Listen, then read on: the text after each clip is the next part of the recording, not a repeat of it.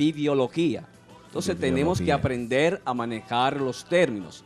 El pueblo de Dios, aunque estudia la palabra de Dios, no puede con exactitud citar los textos donde la Biblia se refiere a sí misma como la Biblia, como el libro, ¿verdad? Que es lo que significa la palabra Biblia, que lo vamos a estar citando brevemente. No saben dominar los pasajes donde aparece como palabra de Dios en sí misma. Y no saben manejar también cuando aparece como la escritura o las sagradas escrituras. Y el creyente tiene que aprender a dominar todas esas citas porque es parte de lo que es la vida del creyente. ¿Por qué razón? Porque la Biblia es la norma de conducta para el creyente. Román, y disculpa la interrupción, pero más que el creyente, porque creo que cuando usas la palabra creyente ya está hablando de una persona convertida, ¿verdad? Yo creo que más que el creyente, cualquiera de nuestros oyentes, porque la palabra de Dios es la guía para todos. Es decir, que yo quisiera que no solamente el hermano, el ya convertido, el cristiano, se preocupe por escudriñar, como dijo el Señor, ¿verdad? Claro. Las Santas Escrituras, porque en ella está la vida eterna, sino también cada amigo que está. Es raro, Román, el hogar donde no haya una Biblia. Así es. Yo creo que cada amigo puede, ¿verdad? Escudriñar, empezar. Y vamos a partir hoy con las técnicas, más o menos, y algunos textos bíblicos que tú nos puedas dar. Por ejemplo, Arturo, voy a hacer un ejercicio contigo. Okay. Tú acabas de citar un texto bastante conocido. ¿Sabes dónde se encuentra? Cuando dije escudriñad las Escrituras, porque en ella os parece que tenéis vida eterna, yo podría decirte que el libro de Juan en los Evangelios, pero exactamente dime dónde. Está en el capítulo 5, verso 39. De eso se trata este tema. Que los televidentes, los hermanos en Cristo y los amigos puedan citar con exactitud dónde se encuentran esos textos donde la misma Biblia se refiere a sí misma como palabra de Dios, como el libro santo o los libros santos o sagradas escrituras, que tengan ese dominio de él. Y no es eso lo que nos lleva a nosotros a ponernos locos. No que el que se mete en la palabra y profundiza mucho termina loco. Bueno, ya yo estuviera loco. Porque tengo escudriñando este libro más de 30 años. Qué bueno, qué bueno. O sea que no nos volvemos locos, sino que nos hacemos sabios. Claro, y esta locura para el mundo es una locura, pero para nosotros es poder de Dios. Gloria al Señor, qué bueno. Así que mire, si usted está en su hogar, el pastor Román en breve va a estar dando algunas citas. Yo le voy a estar a él apoyando, buscando estos textos. Pero si usted está en su casa y puede tener la Biblia a mano y ir marcando o escribiendo, el día tiene 24 horas, no tiene que andar tan apresuradamente. Saque su tiempo y vamos a entrar en materia con el pastor Román. A manera de introducción, yo quiero que estudiemos lo que dice el Salmos 19, versículos del 7 al 11. Y otro texto que también vamos a estar citando durante todo este mes es el siguiente. Es el 2 de Timoteo, capítulo 3, verso 16. Otro texto que los creyentes lo citamos al dedillo, pero no sabemos ubicarlo. Y otro pasaje es 2 de Pedro 1, 21, donde yo lo voy a leer, donde dice: porque nunca la profecía fue traída por la voluntad humana, sino que los santos hombres de Dios hablaron siendo inspirados por el Espíritu Santo. Esa cita se encuentra en 2 de Pedro, capítulo 1, verso 21. Creo entonces, pastor, que eso se le aplica mucho a las personas que dicen, pero la Biblia es cosa de hombre, la escribieron los hombres. Mira qué bien, porque ese es uno de los puntos que vamos a tratar durante este mes, lo que es la inspiración bíblica. Ok. O sea que ese versículo va a ser clave en los programas por venir, ¿verdad? Por eso estoy dando estos pasajes, porque estaremos estudiando, después de la terminología bíblica, ¿verdad? Estaremos presentando la revelación bíblica, que es el que continúa después de este punto. Estaremos presentando la inspiración, estaremos trabajando la canonicidad, el canon bíblico, cómo se completó el canon bíblico y qué tiempo duró para reorganizar este canon. Y estaremos trabajando la iluminación bíblica, la interpretación bíblica y por último, una aplicación personal para nuestra vida. Fíjate que son 7 puntos. Ok, pero para hoy específicamente tenemos bibliología e iluminación. Revelación bíblica. Revelación si, bíblica. Si el tiempo nos alcanza. Ok, entonces usted citó ahí el Salmo 119. No, 19. 19. Versos 7 y 11. Ok. Porque ahí está citado ese texto como palabra de Dios. Ok. Entonces, ¿esa lectura, pastor, la vamos a leer ahora mismo o simplemente la vamos a dejar para que los amigos... Téngalo ahí, en breve. Ok. Porque vamos a empezar dando origen al tema. ¿Cómo nace la expresión Biblia? De cuál es su origen, de qué palabra griega nace este término de Biblia que nosotros conocemos actualmente. Ok. Entonces, este término de la Biblia nace, como dijimos, de una palabra plural, biblión, del griego, que significa librito. Miren qué caso. Significa librito. Y es biblón. Exacto, biblión. Biblión. Pero significa librito. Ok. Pero que de inmediato se le fue quitando ese diminutivo y se le fue llamando el libro. Y ya para el siglo IV, San Jerónimo, del cual ustedes mencionaron ahorita en la introducción del programa, la empezó a llamar la Biblioteca Divina. Y con gran razón. ¿Por qué razón? Porque la Biblia es una biblioteca. ¿De cuántos libros, hermano? 66 libros. De eso estaremos hablando en el canon bíblico. Okay. Qué bueno que usted sepa eso. Ok. Entonces, este término lo vamos a ver referido en las Escrituras y vamos a leer Lucas capítulo 4, verso 17 y verso 29.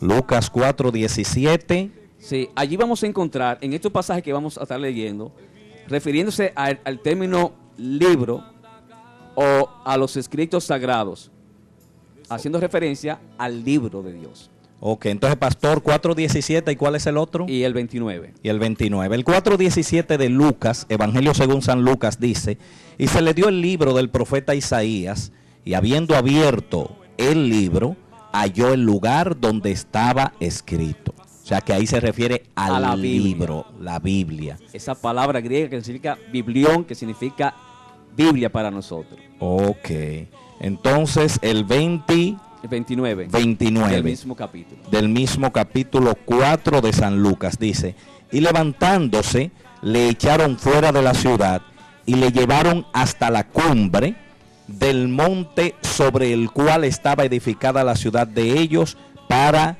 despeñarle.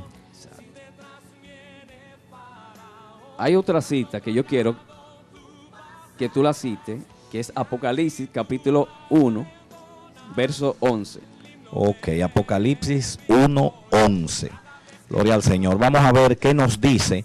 1:11 dice que decía: yo soy el alfa y la omega, el primero y el último. Escribe en un libro lo que ves y envíalo a las 7 iglesias que están en Asia: a Éfeso, Esmirna, Pérgamo, Tiatira, Sardis, Filadelfia y la Odisea. Que dicho sea de paso, corresponde allá al canon completo al libro de Revelación o Apocalipsis como nosotros lo encontramos. Ok, correcto.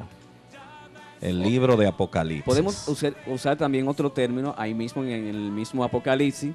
Ve al capítulo 5, Ramón, y vamos a leer el verso de ese capítulo 1 al 5. Ok, dice: el rollo y el cordero. Apocalipsis 5, 1 al 5, ¿verdad? Exacto. Y vi en la mano derecha del que estaba sentado en el trono un libro escrito por dentro y por fuera, sellado con 7 sellos. Y vi un ángel fuerte que pregonaba a gran voz: ¿quién es digno de abrir el libro y desatar sus sellos? Y ninguno, ni en el cielo, ni en la tierra, ni debajo de la tierra, podía abrir el libro, ni aún mirarlo. Y lloraba yo mucho, porque no se había hallado a ninguno digno de abrir el libro, ni de leerlo, ni de mirarlo. Dice el 5: y uno de los ancianos me dijo: no llores, he aquí que el león de la tribu de Judá, la raíz de David, ha vencido para abrir el libro y desatar sus 7 sellos. Gloria al Señor. Gloria al Señor. Gracias a Dios por Cristo. Alabado sea el Señor. Pero fíjate, mi hermano, ahí estamos manejando el término Biblia. Y pocos hermanos creyentes saben que cuando está haciendo uso de ese término libro, se está refiriendo al libro inspirado de Dios. ¿Te estás dando cuenta, querido hermano? Ciertamente. Cómo muchas veces por falta de conocimientos, como dice la Biblia, el pueblo perece. Perece, ciertamente. Vamos a manejar ahora el término escritura. Ok. Y aquí sí vamos a dar... O sea, ya hablamos del libro. Sí, del libro. Como se le llama a la Biblia. También Exacto. se le llaman las escrituras. Las escrituras. Que eso es lo que vamos a ver término, ahora. exacto, Ok. que se utiliza para referirse a la Biblia. Amén. Entonces, aquí vamos a ver tanto en el Nuevo Testamento como en el Antiguo Testamento. Vamos a, para hacer un orden cronológico, a ir primero a la cita del Antiguo Testamento. Ok. Y allí te va a buscarme en ese pasaje. Antiguo Testamento. Mientras usted verifica ahí, pastor, hay Sí. que decirles, recuerden, la gente que nos sintoniza y nos ve, que la Biblia está dividida en Antiguo y Nuevo Testamento. Y queremos además añadir a todo esto la información que en principio le dimos. Mientras estemos hablando y conversando aquí, usted puede ir llamando. Cualquier pregunta, inclusive sobre la palabra de Dios, la puede hacer. 809-526-6464. El teléfono que tenemos aquí en estudio. Usted nos llama, que nosotros vamos a ¿verdad? Dentro de lo como Dios nos ayude a contestar cualquier pregunta, pero también cualquier petición de oración que usted tenga. Así que continuamos. ¿Cuál es la Yo cita, voy a hacer pastor? uso de una cita del apóstol Pablo, donde él habla refiriéndose al Antiguo Testamento. Ok. Porque hasta ese momento el canon del Nuevo Testamento estaba en proceso. Exacto. Y cuando Pablo cita la palabra Sagradas Escrituras, se está refiriendo precisamente a todo lo que era el Antiguo Testamento. Y así vamos a ganar tiempo para ganar tiempo en cuanto a la cita. Perfecto. Segunda de Timoteo 3:16 dice, lo voy a leer, dice, toda la Escritura es inspirada por Dios y útil para enseñar, para redarguir, para corregir, para instruir en justicia, a fin de que el hombre de Dios sea enteramente preparado para toda buena obra.